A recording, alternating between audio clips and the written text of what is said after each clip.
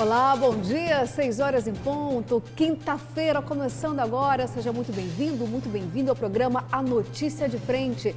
Bom dia, professor Haroldo Arruda. Bom dia, Luciana Gavilha, bom dia ao jornalista Kleber Lima, bom dia a você que nos acompanha todos os dias, bem cedinho aqui na TV Vila Real. Muito obrigado pelo carinho da sua audiência. Bom dia, Kleber Lima. Bom dia, Luciana Gavilha, bom dia, professor Haroldo Arruda, bom dia a você que nos honra diariamente com a sua audiência. Lembrando que hoje é comemorado em Mato Grosso o Dia Estadual da Paz e da Conciliação, 22 de julho. Paz e conciliação para todos. Estamos precisando exatamente disso, né? De paz e conciliação, aliás, todos os dias. Eu diria até que é um exercício, né? Para que a gente se torne pessoas melhores. Estamos precisando, porque a intolerância, infelizmente, ainda predomina em muitos cantos por aí. A gente precisa de mais sabedoria, saber tratar mais com o nosso semelhante, né? É obrigação de cada um de nós tentar ser um pouquinho melhor a cada dia. É um exercício e vale a pena fazer, viu? Mais compreensão, né? Mais empatia. Empatia, mais respeito pelas diferenças. Sob o ponto de vista filosófico, a ataraxia grega, que é essa paz absoluta, ela só é conseguida em harmonia com a natureza e com o outro. Você não tem outro caminho que não seja esse, que é o estado de ataraxia. Parece até nome de remédio, né? Ataraxia. Mas é o estado harmônico, né? Com a natureza, com o outro. Que né? começa dentro da pessoa. Exatamente. Né? A felicidade está para dentro, não está para fora. Né? Exatamente, professor. Diz que a memória curta também ajuda. A gente acaba esquecendo, né? Aquilo que acaba incomodando a gente, né? Não, é uma forma de falar, a gente esquece, né? É perdoar, esquece, né? Perdoa, relevar. Esquece, né? E depois da Covid eu brinco, olha, a memória curta às vezes faz muito bem, a gente acaba esquecendo aquilo que magoa tanto, né? Não ficar ressentindo, né, as coisas. Exatamente, remoendo aquilo, porque na realidade faz mal para quem? Para quem o sente, né? É porque o ser humano ele é muito afetado por aquilo que aparece. Tudo que está fora gera um sentido, gera um significado. E o problema não é o fato em si, é a forma como você interpreta o que acontece fora de você. Né? Essa interpretação é que interfere na sua conduta e que faz com que você fique nervoso, angustiado, né? Com toda essa coisa.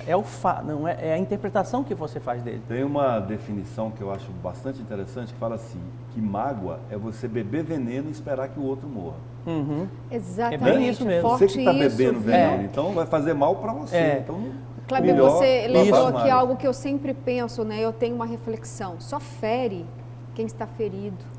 Porque você às vezes se pergunta, por quê? Né? Eu não falei nada, eu não fiz nada, não desejei o mal, mas se você está ferido, você fere. Às vezes até de forma não intencional. O Hegel, que é um grande filósofo alemão, vai dizer o seguinte, que é uma luta constante do ser humano.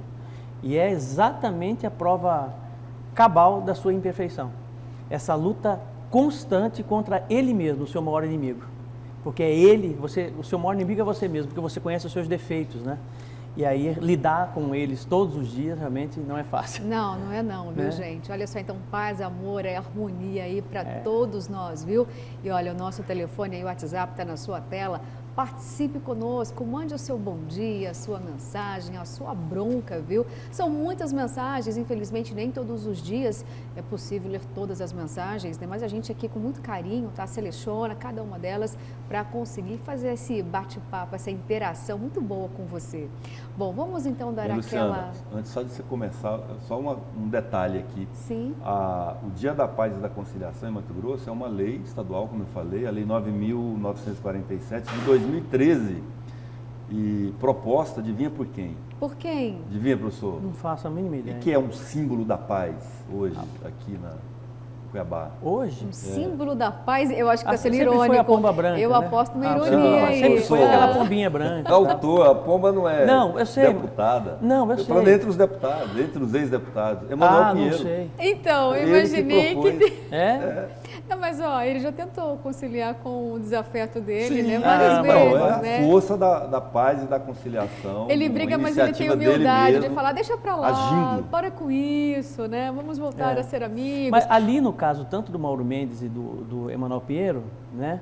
É um exercício permanente, sabe?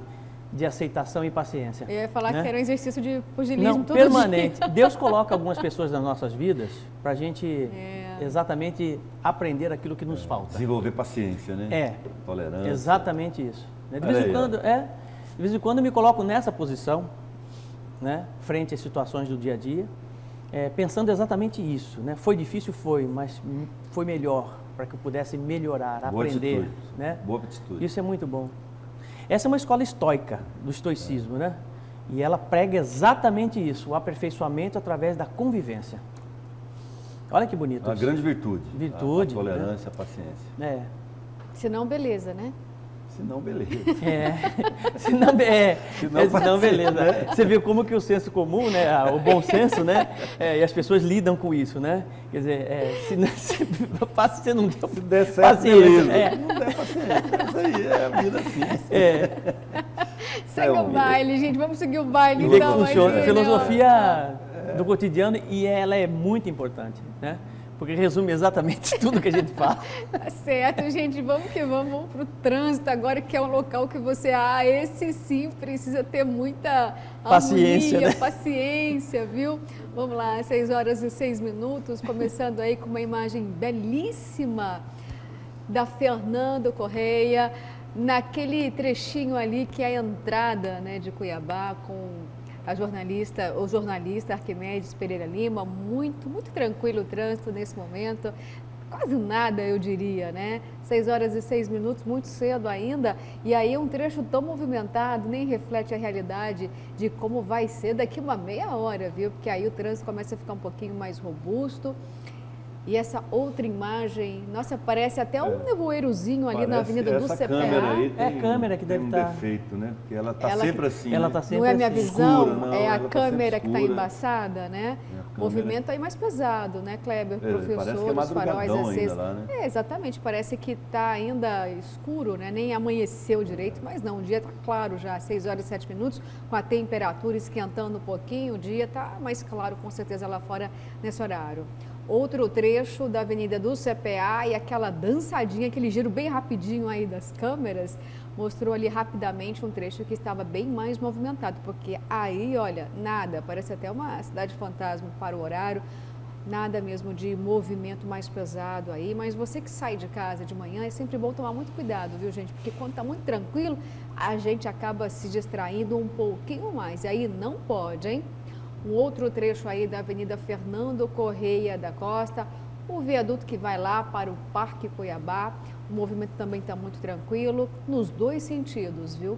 Então, Sol nasce em Cuiabá hoje às 6h10 da manhã. 6h10? Daqui... Olha, então Daqui a realmente não pouquinho. está 2 tão claro assim. É claro que já amanheceu, já né? tá Já luz tá, aí, mas né? o sol mesmo a gente vai enxergar daqui 2 minutos. Daqui 2 minutinhos, Kleber, tá certo. Eu vou demorar um pouquinho, porque até sair daqui... Exatamente. Ali a câmera, vamos só segurar a câmera da CEMOB. A gente trabalha tanto, né, professor? Entra aqui escuro Trabalha e quando bastante, sai o sol tá lá em cima. Mas né? eu pego Graças o sol a nascendo Deus. todo domingo, Kleber e Luciana. Maravilha. Faço questão de encontrar É uma com boa ele. É um exercício, prática. é uma boa Parabéns. prática. O sol É o vento Olha, no rosto e o sol. olha o detergente, né? Que... É muito o bom. solzinho lá no fundo querendo sair, viu? Lá na Avenida das Torres, esse sol que você disse, Kleber, que, bom, já passou meio minuto, aí, meio minuto. Faltou um Aí minuto, daqui a né? 1 minuto já vai raiar o sol aí, essa imagem belíssima, céu lindo. Essa perspectiva é maravilhosa, né? E eu gosto, viu? Ó, nesse momento eu vou dar bom dia aqui para o sol. Bom dia, sol. É bonito. 30 segundos. 30 segundos, vamos ver o que raiar imagem do linda, sol foi. pelas câmeras da CEMOB. Um outro trecho Deixa eu aí, avisar bem aqui, olha conhecido que da fofo. Miguel Sutil, pertinho aí da rodoviária. O trânsito tranquilo também, nos dois sentidos da pista, sem acidentes, graças a Deus, e que continue assim nesta quinta-feira, né? Eu não gosto de ver acidente não, gente, nunca gostei não, viu? Eu como repórter cubro acidentes graves e vou dizer, viu? Olha, já vou orando, pedindo a Deus para que as vítimas passem Não, muito e bem, logo não cedo gosto também. de acidente de jeito nenhum. Então, olha, depende de você, viu? Tomar muito cuidado aí quando pega o volante, muita responsabilidade, tem muitas vidas em jogo, viu? Então, ó, segue aí com tranquilidade, vai com Deus. 6h09. Olha só, senhores, tem um assunto muito importante, polêmico, eu até diria. A gente fala muito aqui, principalmente porque a imprensa tem uma responsabilidade imensa de passar apenas aquilo que é verdadeiro, mas infelizmente tem um câncer aí mundial. O chamado, a chamada fake news, Kleber e professor. E tem deputado aqui da bancada federal que tem uma lista aí, aparece o nome dele, com um total de 26 nomes que disseminaram fake news durante a pandemia. E eu estou falando deputado, que deputado estou falando? Medeiros, Kleber, é isso mesmo? José Será? Medeiros, pois é. Uma situação Medeiros. delicada, ele vai ter que explicar, posicionamentos. Tem vídeos que eu nem vou dizer, que são fake news, de acordo com a denúncia, foram editados, mas tem outras informações que figuram aí como informações falsas mesmo. E aí eu jogo para os senhores, essa posição. E aí, pode fake news, professor? Não, de forma alguma. Tá certo alguma, isso? Não, de forma alguma. E é uma das... Infelizmente, é um mal do século também, porque você constrói premissas falsas, você dissemina isso, e o Brasil tem, infelizmente, algo que é extremamente positivo para o mal, para o fake news, que é o prazer no compartilhamento da notícia errada, Todas as pessoas que compartilham fake news, eles produzem um certo prazer nisso, têm um certo prazer nisso, nesse comportamento, de contar a novidade, de desconstruir, de certa forma, a própria informação, Isso já acontecia há 400 anos antes de Cristo, já existiam fake news. Os famosos sofistas, criavam, sobretudo, premissas básicas falsas, criavam os paralogismos, que a diferença entre o sofisma e o paralogismo é que o paralogismo você tem uma intenção, e é assim que acontece com fake news. Você tem a intenção de ludibriar, de enganar, E nesse caso específico do deputado José Medeiros, é algo extremamente grave. Eu li a notícia, foi apontado pela CPI da Covid, CPI da pandemia, Não podemos desconsiderar que a própria CPI é uma fake news, a meu ver, a minha leitura que eu faço é exatamente essa, de alguns componentes que estão ali, Mas, de certa forma, foi apurado, e dentre os fake news que foi apontado foi com relação à publicação, à defesa de um medicamento que não tinha comprovação científica e que realmente ele funcionava contra a Covid, a cloroquina. Ele saiu exatamente em defesa da cloroquina, seguindo o mesmo pensamento do presidente Jair Bolsonaro. Mas, à época, até o momento, não se tinha também confirmação se era bom ou se era ruim, Eu acredito que ele tenha apenas se posicionado a favor da cloroquina por conta exatamente do entendimento de algum grupo um grupo importante, vamos dizer assim, de médicos no Brasil, que não são poucos, que até então, à época, acreditavam nessa possibilidade, Mas é um problema grave da sociedade que eu acho que deve ser combatido. Agora, Kleber Lima, eu vou fazer uma pergunta para ti, porque eu sei que você está afinado com isso, O Medeiros, o deputado, tentou se defender, dizendo o seguinte: olha, quem me colocou nessa lista não tem moral nenhuma. E ele estaria falando, no caso de Renan Calheiros, de Omar Aziz. É bem assim? Dá para desqualificar 100% o fato de que quem parte a denúncia também tem inúmeras denúncias contra em outras esferas? É exatamente assim ou não dá para ser 100% dessa forma? Existe uma responsabilidade por parte do deputado federal, ele espalhou de fato o fake news e não pode somente desqualificar quem fez a denúncia, mas teria que se defender de uma outra forma? Luciana, a gente precisa diferenciar o pecado do pecador, Discutir o pecado é discutir um ato inadequado, impróprio, reprovável, que não deve ser feito, ilegal, obscuro. Isso é o pecado, É tranquilo todo mundo chegar a um consenso sobre condutas vedadas, condutas aprovadas, o que é pecado, o que não é pecado. Agora, se você for começar a discutir o pecador, o deputado Medeiros não passa nesse funil. Ele não passa no funil que ele quer passar o Renan e o Omar Aziz. Primeiro porque ele é político, e já ser político no Brasil hoje já ter 10 pontos negativos no seu currículo, porque nenhum político brasileiro tem boa fama. Essa é a verdade, é uma generalização que se criou muito por culpa dos próprios políticos que ficam se acusando mutuamente e no final das contas a população chega à conclusão que todos têm razão, que nenhum deles merece o devido respeito, até pelo fato de incentivar a desacreditação a desqualificação daquele que diverge dele, que é um grande mal da humanidade, especialmente em tempos de pós-verdade, que é da onde a fake news prosperou como nunca, né? Em época de pós-verdade, com polarização, com radicalização, com simplificação de assuntos que são mais complexos. Então, assim, se o Medeiros for passar nesse funil que ele quer passar o Renan, ele não passa, porque eu vi até no jornal Gazeta, no portal Gazeta Digital, o debate que se criou entre os leitores, né, sobre esse assunto, aí, porque essa é a justificativa que ele dá, né? O que o professor falou aqui é mais ou menos a mesma coisa. A própria CPI já é uma fake news com eles. Aí um leitor lembrou, falou, mas o senhor não é aquele senador que foi acusado de fraudar uma ata para virar senador? Então, assim, não passa também no funil. É melhor a gente discutir o pecado nesse momento, né? Porque a fake news, como bem lembrou o professor, é uma mentira ou uma inverdade ou uma meia-verdade criada com o propósito de enganar as pessoas em massa. Ela é criada para ser viralizada. Desculpa, para ser viralizada. Tem uma intenção por trás. Com intenção, ela é criada para isso, ela é feita para isso. Ela é maldosa. Ela tem essa intenção de fazer uma mentira viralizar, prosperar, chegar ao maior número possível de pessoas. E em caso de pandemia, a fake news vira uma aliada do vírus, que ajuda a matar as pessoas. Esse é o problema. Não estamos falando aqui de uma brincadeira que as pessoas fazem sobre futebol, Palmeiras não tem mundial, o Vasco vai chegar na 8ª divisão. Não é isso, nós estamos falando aqui o seguinte, um comportamento que as pessoas estão sendo incentivadas a adotar pode custar a vida delas e de milhares de outras pessoas. Uma outra fake news apontada pela CPI, que foi disseminada pelo deputado Medeiros, veja, ele não está sendo acusado, professor, de criar fake news. Ele está sendo acusado de disseminar, pegar e compartilhar nas redes sociais dele. Isso é só pegar o histórico de postagens dele, ninguém está inventando isso. Né? Uma outra que ele foi acusado de disseminar é uma do presidente Jair Bolsonaro, quando o Brasil atingiu a marca de 5 mil mortes, de tirar uma palavra que o presidente falou, apenas 5 mil mortes. Né?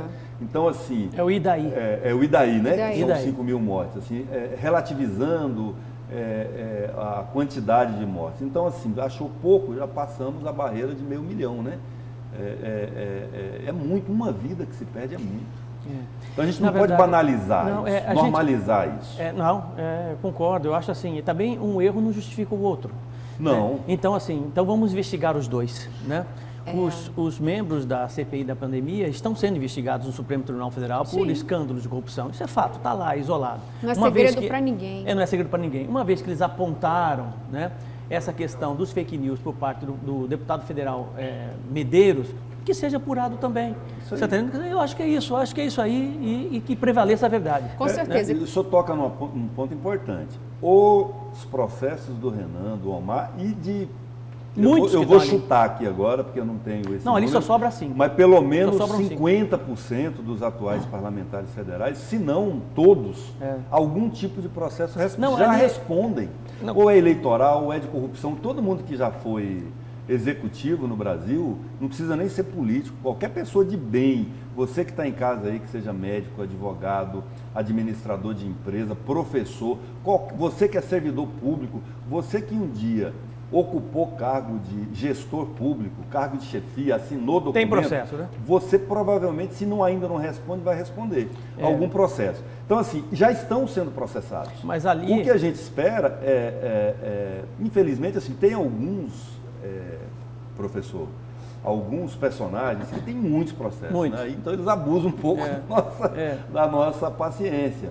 E outras têm uma reputação tão ruim, que chega a incomodar. Mas não quer dizer que os crimes do colarinho branco não são cometidos por eles, Kleber. Existe eu tive o cuidado, até antes mesmo de você fazer parte da bancada, que era uma discussão recorrente aqui na bancada, todo dia eu trazia uma análise sobre um depoente lá na CPI da pandemia. E eu tive o cuidado de puxar a capivara mesmo, de todos eles, para entender quem são aqueles caras que estão compondo ali a CPI. né? Então, tem coisas absurdas. Se você pegar, por exemplo, o presidente da CPI, o histórico dele é uma coisa absurda. Até processo de pedofilia ele tem. Pedofilia. Renan Calheiros nem se fala. Então, de todos eles, apenas 5. Eu digo assim, o sujeito pode ter processos, como você bem disse, concordo com você, se faz parte de uma como gestor público, pode ter processo e tal. O problema que me incomoda é você ter um ranço, você ter máculas morais e éticas, tá?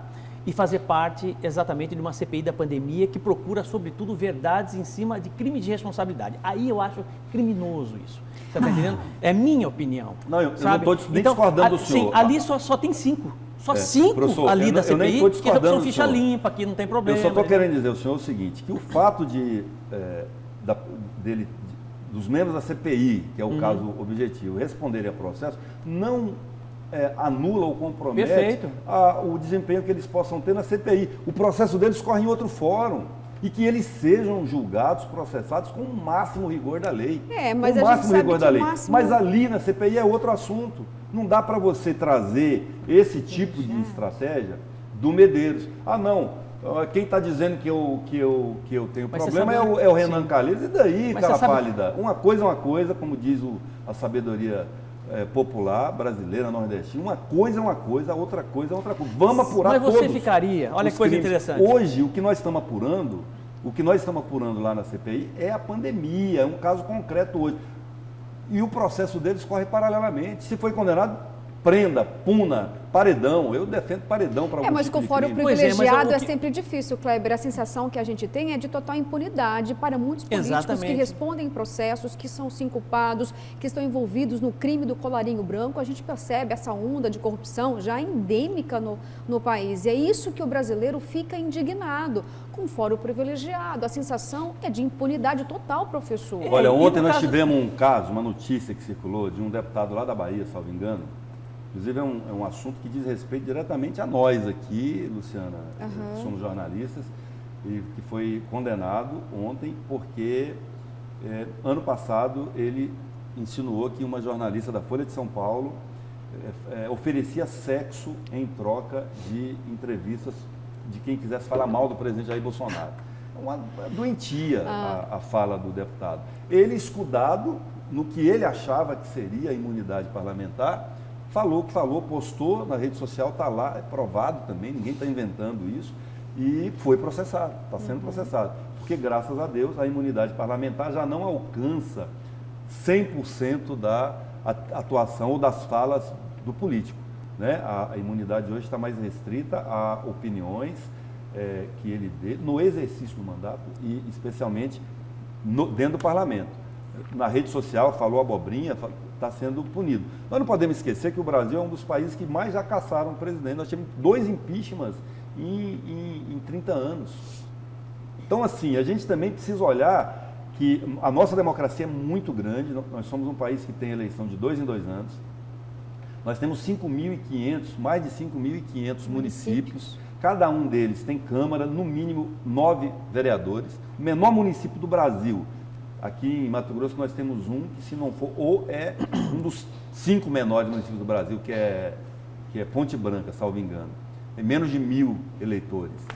Elege 9 vereadores no mínimo, né? Então você multiplica isso, vereador, prefeito, deputados federais, que é no mínimo 8 por estado, que é o caso de Mato Grosso, Roraima, Acre, Tocantins, os menores estados.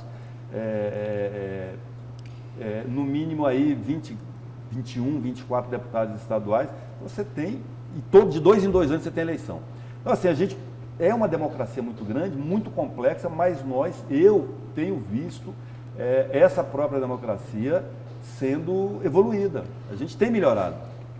Bom, gente, eu queria muito continuar falando sobre fake news, porque esse assunto rende, é muito importante essa reflexão, professor. Luciana. E eu Luciana lembrei... precisa controlar o tempo, entendeu? E a hora que nós estamos falando aqui, aí ela precisa controlar o tempo, porque é tudo cronometrado aqui. Televisão ao vivo é assim mesmo. Aí ela fica fazendo assim, ela vai mudando no gesto. Chega, vambora. O maestro aqui, um olha... Né? Exatamente. Não, sou mais elegante. Como que você faz, Luciana? Mostra aí como é que você faz. Você faz assim, chega, olha, vai acalmando, entendeu? Daqui a pouco pancada, viu? Não tá bom aqui o meu... O ventre. Olha, eu vou Tem mudar, como tá? continuar, porque Não no tem mínimo como continuar. desconcentra. O né? dia que você desconcentra. em casa ver um tabefe assim, ó, você vai gostar, né? Olha, gente, só queria, professor, o senhor fez eu ter uma reflexão aqui que a humanidade, segundo as escrituras sagradas, né, nós perdemos o paraíso justamente por uma mentira. Uma mentira, tá? Isso segundo as escrituras sagradas, né? E eu considero fake news aqui um tsunami de desinformação, como os senhores disseram, ela trabalha contra a nossa vida, exatamente, porque muitas surgiram exatamente nesse momento de pandemia e o que você mais precisava aí era de uma informação verdadeira. O que você recebeu aí, informação mentirosa. Eu me lembro até que até água sanitária mandava as pessoas tomar para poder combater o vírus. Mas enfim, ó, vamos falar mais sobre isso outro dia, você tem que chamar ao vivo. Mas sabe quem fazia Fala isso? aí, Assim, é sério, o ex-presidente dos Estados Unidos defendeu isso. Pois é. Biden, o Biden. Não, Trump. Vamos embora, porque eu tenho que chamar ao vivo agora o repórter João Fernandes aqui, porque tem assunto bom, bem. Diz pra gente, João, tem aí investigação e tem o líder do governador Mauro Mendes no olho do tiço do furacão agora por conta da operação Rota Final. Traz os detalhes pra gente. O que mudou aí na investigação, João?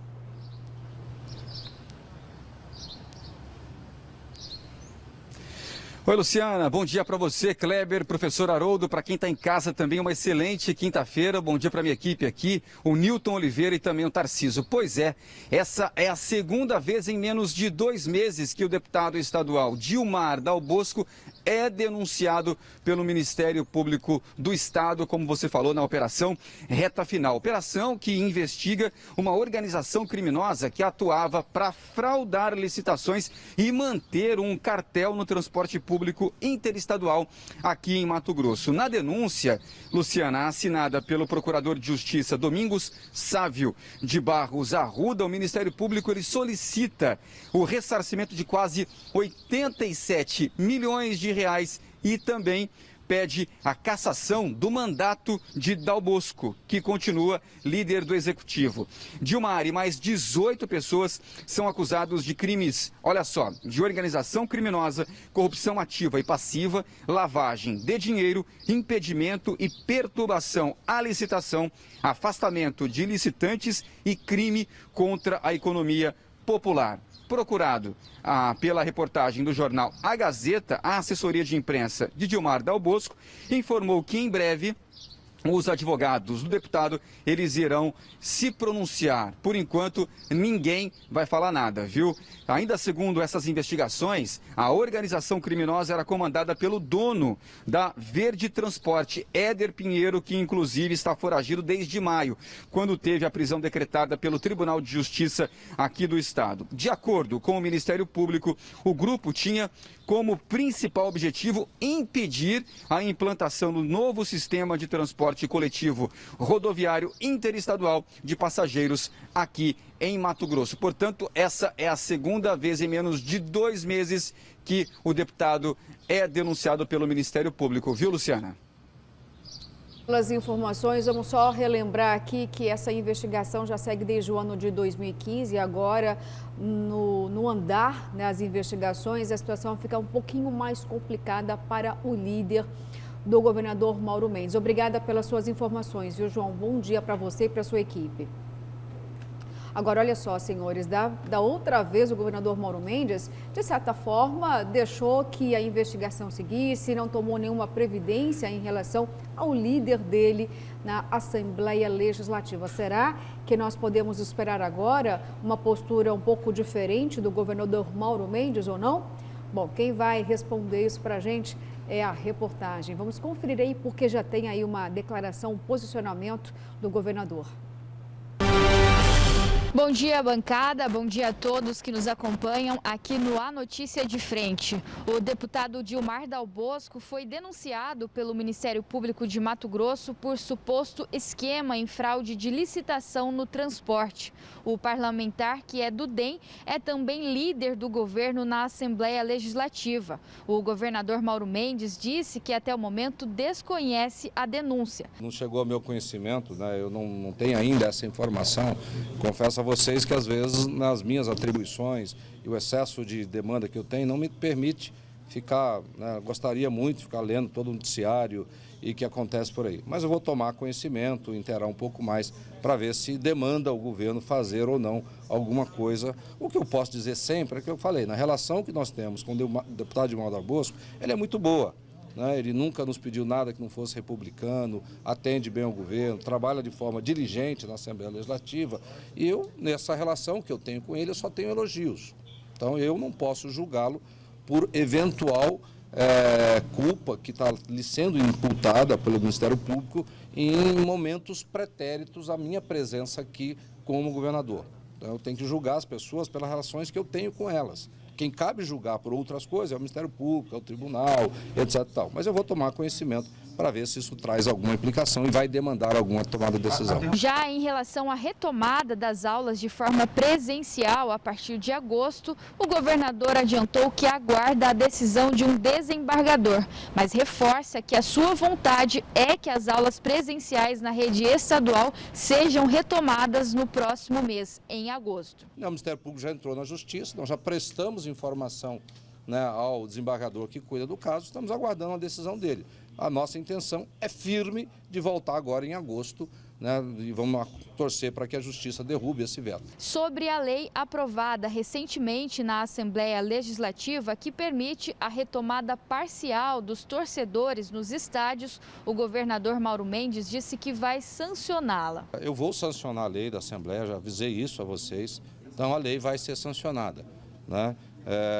E assim que ela chegar, não sei se chegou ao meu gabinete, que depois que aprova na Assembleia tem um trâmite, né, entre a secretaria daquela casa e até chegar à Casa Civil, que tem algum procedimento de análise para que isso venha para o meu gabinete para assinar. As imagens são de Valdeir Moraes, Nayana Bricá, para a Notícia de Frente.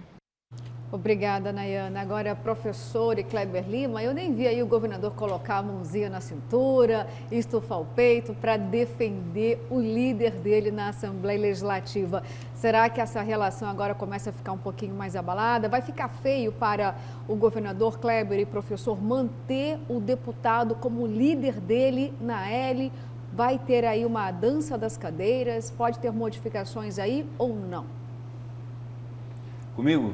Olha, eu acredito assim que a denúncia, ela compromete a capacidade do deputado de se manter no cargo. Se fosse secretário, a denúncia pesa muito, professor, pesa muito, desacredita a pessoa, até para ela própria se defender, o ideal é que ela se dedique exclusivamente a isso, saia de cena.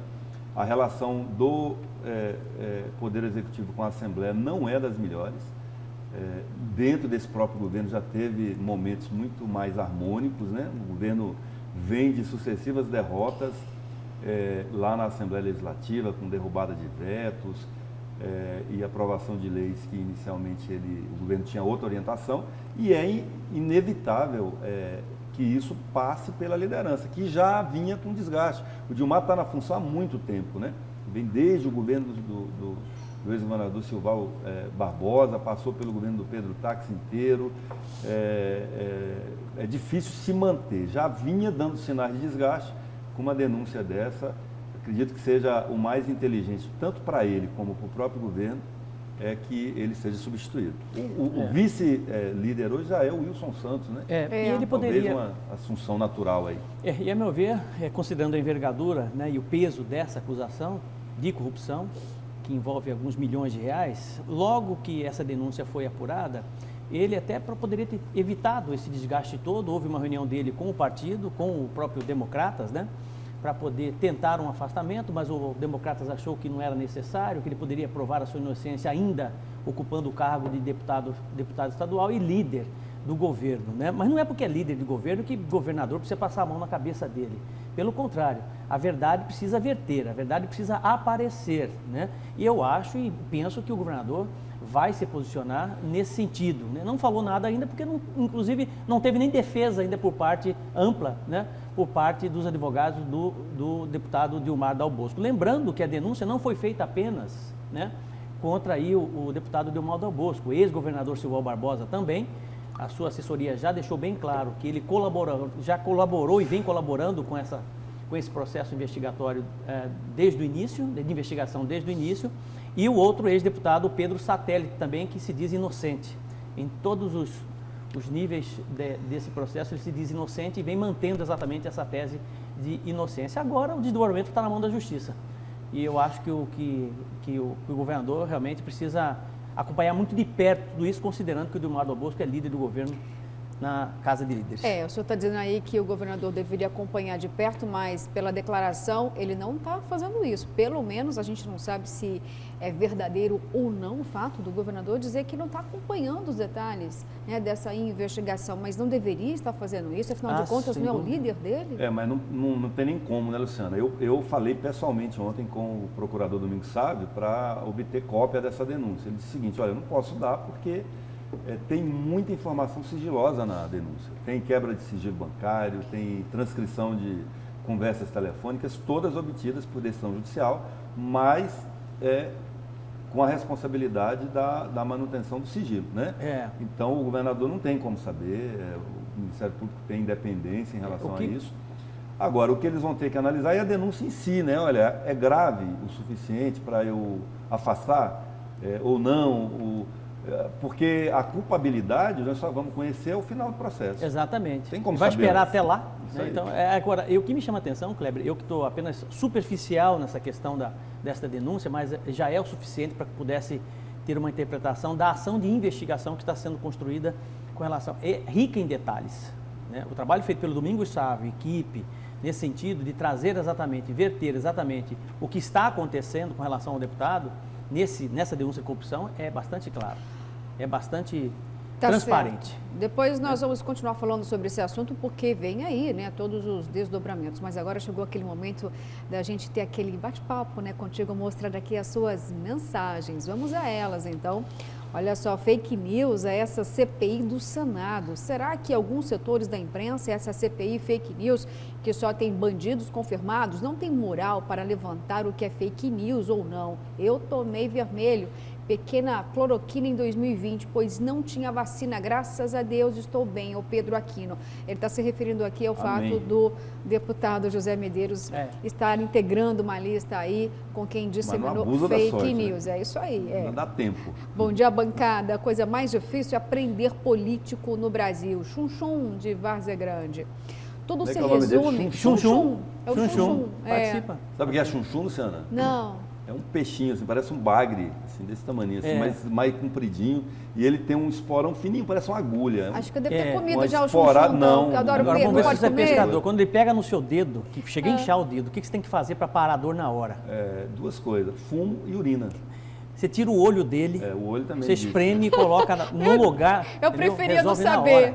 Mas é bom saber, vai que você vai É pescar um um dia, né? anestésico, rapaz. Eu preferia não saber, gente. Pegou no chum, Você de podia qualquer pescar jeito. uma hora, né? Bora, vou ensinar o senhor a pescar. Não quero saber do chum. Vamos lá, gente, tem mensagem aqui. Olha, tudo se resume à falta de moral e ética defendidos por um judiciário corrupto, falho, que pensa que são deuses. Chegamos no pior, órgãos fiscalizadores envolvidos no câncer deste país. Corrupção. É o Daniel que mandou aqui pra gente. Se a esquerda voltar ao poder, nós iremos ser uma Venezuela em breve. Kleber, o que está acontecendo nesta CPI é uma aberração. Dar para Renan Calheiros e Omar Aziz poder para investigar alguém é o mesmo que dar poder às raposas a julgar e vigiar o galinheiro. Bom, gente, olha só, tem mais mensagens, a gente vai continuar lendo aqui no decorrer do programa, porque agora vamos para um intervalo, daqui a pouquinho, com uma entrevista especial com a deputada Janaína Riva. Imperdível, e eu espero por você.